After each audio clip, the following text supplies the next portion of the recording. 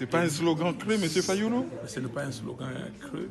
Je suis venu ici, vous dites que vous étiez surpris de me voir ici. Je suis là, je continue le voyage sur les États-Unis, je vais rentrer au Congo et on va en parler. J'ai fait une proposition de sortie de crise, elle est là sur la table, les gens prennent, ils ne prennent pas, mais c'est l'année de libération du Congo et nous allons travailler sérieusement. Et c'est pour ça que je demande aux Congolais de suivre ce mot d'ordre-là. C'est-à-dire l'année de libération du Congo, ça veut dire beaucoup de choses. Je demande aux Congolais de ne pas être éparpillés, de ne pas faire ce que nous disons là, libération du Congo, la dignité du peuple congolais. Les Américains disent « we have to stay focused ». On doit regarder le focus, oui, quand vous voulez prendre une photo, pour que la photo soit bonne. Merci. Je vous en prie. Voilà. Charles. Oui, il y a eu un génocide des Tutsis, il y a aussi eu un génocide des Hutus, mais il y a surtout eu un génocide des Congolais, appelez ça comme vous voulez. Il y a les génocides des peuples nandais, il y a des massacres au Congo. Ce qui m'intéresse, c'est quoi? Ce qui m'intéresse, c'est que les Congolais vivent en paix, que les Congolais vivent en sécurité et que les Congolais, avec les voisins, nous avons les voisins, pas que les Rwandais ou les Burundais ou les Ougandais, mais nous avons 9 voisins. Mais pourquoi nous n'avons pas de problème avec les Congo-Brazza? Pourquoi nous n'avons pas de problème avec les Tanzaniens ou les Zambiens? Et nous n'avons pas de problème avec le Rwandais. Nous avons un problème avec un pouvoir qui veut régenter la région, y compris les Congos. Nous avons un problème avec des gens qui veulent piller les ressources du Congo. C'est ça le problème. Donc, ça, je suis très content, c'est pour ça que je remercie les docteurs Mukwege pour avoir soutenu ces colloques. Je remercie les participants parce qu'on a dit la vérité. On a compris exactement l'opération turquoise. On l'a compris. Grâce à Charles Onana, grâce à Charles Onana, grâce à Julie River, grâce à l'ambassadeur de Suède. Donc nous avons compris exactement ce qui s'est passé. Enfin, quand je dis que nous avons compris, c'est que la salle a compris. Moi, j'ai déjà compris parce que j'ai lu tous les livres de Charles Onana. J'ai lu les livres de Pierre Péan. J'ai déjà eu une discussion à tête avec Pierre Péan. Parce que les questions qui concernent mon pays, j'essaye, comment dire, de me former davantage et de chercher la vérité. La vérité est là. La vérité est que il y a quelqu'un qu'on veut encenser, c'est-à-dire M. Kagame, et pour dire que lui, c'est le champion. Comment il doit être un champion et régenter les ressources du Congo? Comment Kagame doit décider de ce qui doit se passer au Congo? Ça, on va alors quelqu'un accepter, et c'est pour cela ces colloques ne doivent pas être les derniers. La vérité commence à sortir, et il faut faire tout pour que cette vérité soit répandue dans le monde entier. Alors, il y a quelque chose qui nous a surpris, on l'entend jamais de vous. Aujourd'hui, vous avez dénoncé clairement l'accord 4 d'Addis Abeba.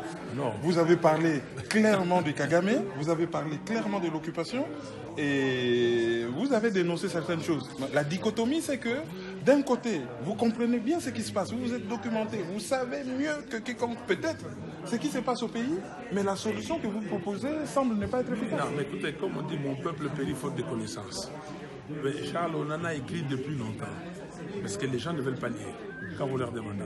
Quand l'accord cadre d'Addis Abeba est sorti, tout de suite, j'ai organisé une conférence débat à Kinshasa.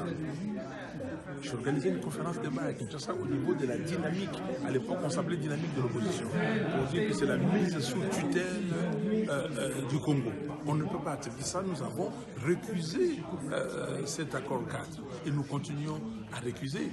Mais il faut que les gens se documentent et qu'ils suivent aussi ce que les autres font.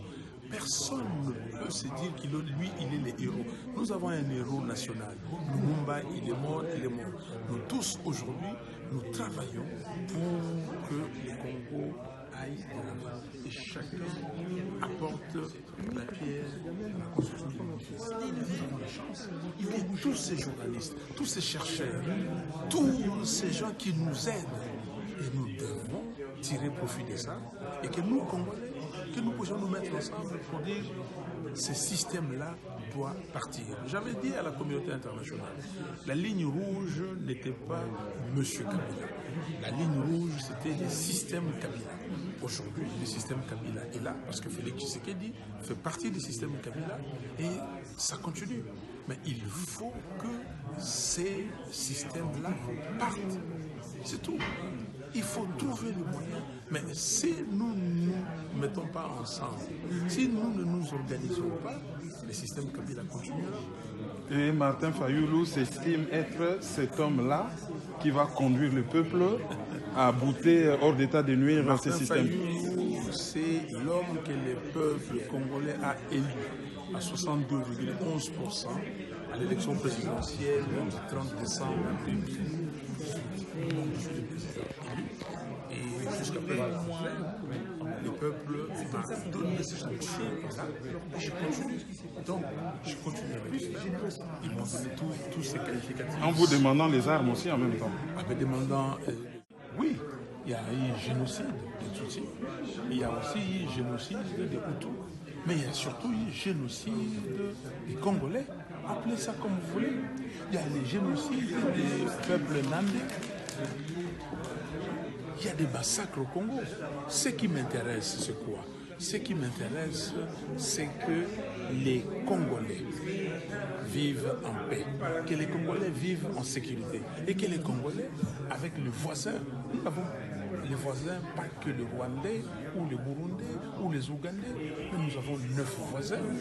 Mais pourquoi nous n'avons pas le problème avec les Congo-Brazza? Pourquoi nous n'avons pas le problème avec les Tanzaniens ou les Zambiens? Et nous n'avons pas de problème avec le Rwandais.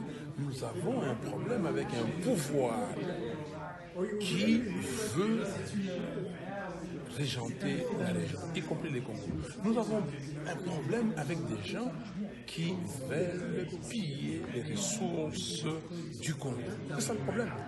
Donc, ça, je suis très content, c'est pour ça que je remercie le docteur Mukwege pour avoir soutenu ces colloques. Je remercie les participants parce qu'on a dit la vérité. On a compris exactement l'opération turquoise. On l'a compris. Grâce à Charles Onana, grâce à Charles Onana, grâce à Judy River, grâce à l'ambassadeur suédois. Donc nous avons compris exactement ce qui s'est passé. Enfin, quand je dis que nous avons compris, c'est que la salle a compris. Moi, j'ai déjà compris parce que j'ai lu tous les livres de Charles Onana. J'ai lu les livres de Pierre Péan. J'ai déjà eu une discussion à tête avec Pierre Péan. Parce que les questions qui concernent mon pays, j'essaye, comment dire, de me former davantage et de chercher la vérité. La vérité est là. La vérité est qu'il y a quelqu'un qu'on veut encenser, c'est-à-dire M. Kagame, et pour dire que lui, c'est le champion. Comment il doit être un champion et régenter les ressources du Congo? Comment Kagame doit décider de ce qui doit se passer au Congo? Ça, on va alors quelqu'un accepter, et c'est pour cela ces colloques ne doivent pas être les derniers. La vérité commence à sortir et il faut faire tout pour que cette vérité soit répandue dans le monde entier. Alors, il y a quelque chose qui nous a surpris, on l'entend jamais de vous. Aujourd'hui, vous avez dénoncé clairement l'accord 4 d'Addis Abeba. Non. Vous avez parlé clairement de Kagame, vous avez parlé clairement de l'occupation et vous avez dénoncé certaines choses. La dichotomie, c'est que d'un côté, vous comprenez bien ce qui se passe, vous êtes documenté, vous savez mieux que quiconque peut-être ce qui se passe au pays, mais la solution que vous proposez semble ne pas être efficace. Non, mais écoutez, comme on dit, mon peuple périt faute de connaissances. Mais Charles Onana écrit depuis longtemps, parce que les gens ne veulent pas lire, quand vous leur demandez. Quand l'accord cadre d'Addis Abeba est sorti, tout de suite, j'ai organisé une conférence débat à Kinshasa. J'ai organisé une conférence débat à Kinshasa au niveau de la dynamique. À l'époque, on s'appelait dynamique de l'opposition. Pour dire que c'est la mise sous tutelle du Congo. On ne peut pas accepter ça. Nous avons récusé cet accord cadre. Et nous continuons à récuser. Mais il faut que les gens se documentent et qu'ils suivent aussi ce que les autres font. Personne ne peut se dire qu'il lui, il est le héros. Nous avons un héros national. Lumumba, il est mort, il est mort.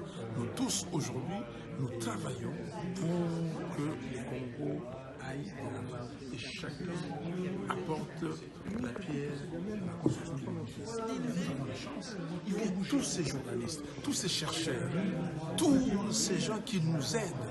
Et nous devons tirer profit de ça et que nous, Congolais, que nous puissions nous mettre ensemble pour dire ce système-là doit partir. J'avais dit à la communauté internationale, la ligne rouge n'était pas M. Kabila. La ligne rouge, c'était le système Kabila. Aujourd'hui, le système Kabila est là parce que Félix Tshisekedi fait partie du système Kabila et ça continue. Mais il faut que ces systèmes-là partent. C'est tout. Il faut trouver le moyen. Mais si nous ne nous mettons pas ensemble, si nous ne nous organisons pas, le système Kabila continuera. Et Martin Fayoulou s'estime être cet homme-là qui va conduire le peuple à bouter hors d'état de nuire à ces systèmes. Fayoulou, c'est l'homme que le peuple congolais a élu à 62,11% à l'élection présidentielle du 30 décembre 2018. Et jusqu'à présent, le peuple m'a donné cette chance-là et je continue. Donc, je continue avec ça. Ils m'ont donné tous ces qualificatifs. En vous demandant les armes aussi en même temps. En me demandant